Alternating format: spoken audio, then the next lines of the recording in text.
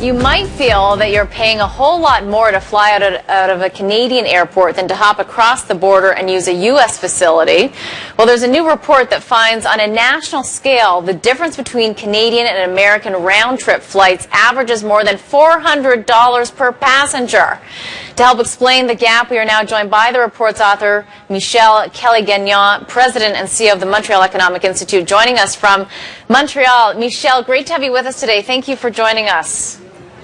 Great for being here. It was so interesting to read your report and to see that the difference on average on a round-trip U.S. versus Canada is over $400. Can you explain what's behind that difference, please, just from a numbers perspective?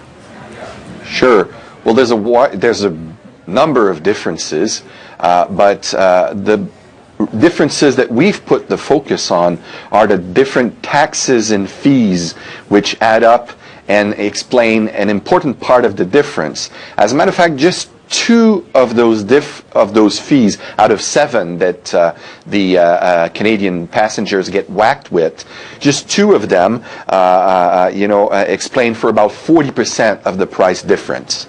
Michel, why short answer, taxes are a big part of the explanation, although it's not the whole explanation. Well, let's talk about the other part of the explanation first before we get into some more of these details here. What's the other 60%? Well, so you have so-called navigational fees charged by NAV Canada. You have airport improvement fees. You have security charges. You have GST. You have provincial taxes in part of it. You also have the fuel and diesel tax peculiar to aviation. And I think I'm forgetting one, but you get the point. We get the point. It adds up. But talk to us a little bit as well, because not everybody wants to, let alone can afford to pay such a huge difference. And on the back of that, there's something called leakage, whereby people are moving their planned trips from Canada to the United States. Talk to us a little bit about what you see as the negative economic impact on Canada's economy because of this. Sure. So firstly, I mean, different studies have estimated this leakage at about 5 million passengers per year. And now, it is not to say that all of these 5 million are only reacting to prices. I've heard other estimates talking about 2 out of those 5 millions that really react to prices. But whether you put it at 2 million or 5 million, it's a big phenomena.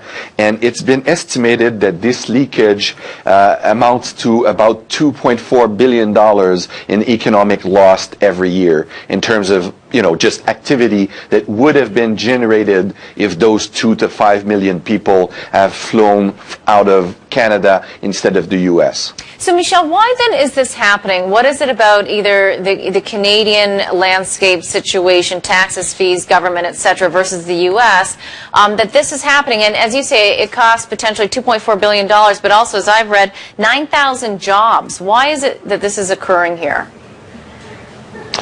Well, I can't speak on behalf of the government as to why they're not changing their policies. There was a big debate that was made between June and October 2012 where there was some hope of change, and then it sort of fell flat. So I guess, it's a cash cow, and governments by definition like cash cow. So that's one possible explanation. But, what we know is that some of the most outrageous elements are, for instance, with the rent.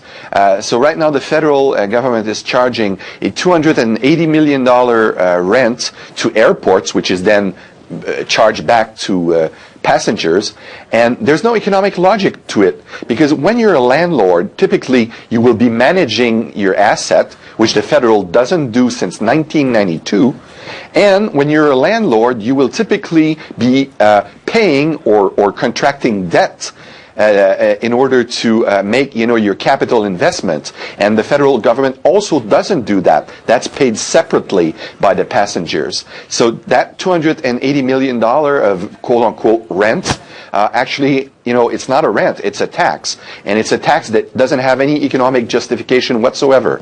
Michel, I know on the back of your report today, we were talking about this during the commercial break, that you've gotten a lot of responses and comments on the report. Do you think that we might be at a point in time where there could be a bit of a catalyst for change here? Well, you know, somebody told me just a few minutes ago before I was in the interview that he would personally give a copy of our report to the Minister of Transport. So, you know, we'll see. We will see. Michel, thank you so much for joining us today. Very interesting report. Thank you. Thank you for having me. Thank you. That was Michel Kelly-Gagnon, President and CEO of the Montreal Economic Institute.